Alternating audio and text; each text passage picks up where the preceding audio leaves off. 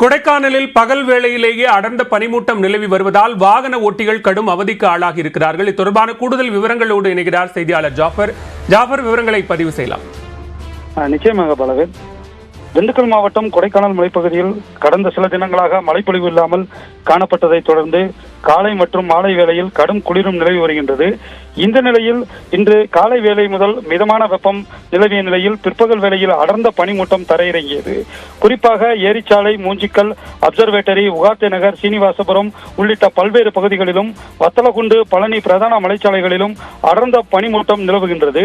இந்த அடர்ந்த பனிமூட்டத்தினால் பகலே இரவு போல் காணப்படுவதால் வாகன ஓட்டிகள் பெரும் அவதியடைந்து முகப்பு விளக்குகளை எரியவிட்டபடி மலைச்சாலைகளில் ஊர்ந்தவாறு வாகனங்களை மிதமான வேகத்தில் இயக்கி தங்களது பயணங்களை தொடர்கின்றனர்.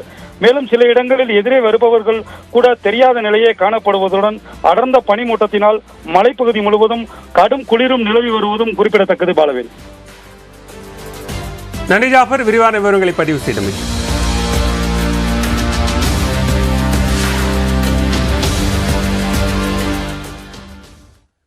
சென்னையிலிருந்து தென் மாவட்டங்களுக்கு செல்லும் தமிழ்நாடு அரசு போக்குவரத்து கழக பேருந்துகள் அனைத்தும் நாளை முதல் கிளாம்பாக்கம் மற்றும் மாதவரம் பேருந்து நிலையங்களிலிருந்து இயக்கப்படும் என்று அமைச்சர் சிவசங்கர் அறிவித்துள்ளார். சென்னையில் போக்குவரத்து நெரிசலை குறைக்கும் விதமாக வண்டலூரை அடுத்த கிளாம்பாக்கத்தில் கலைஞர் நூற்றாண்டு பேருந்து நிலையம் அமைக்கப்பட்டுள்ளது.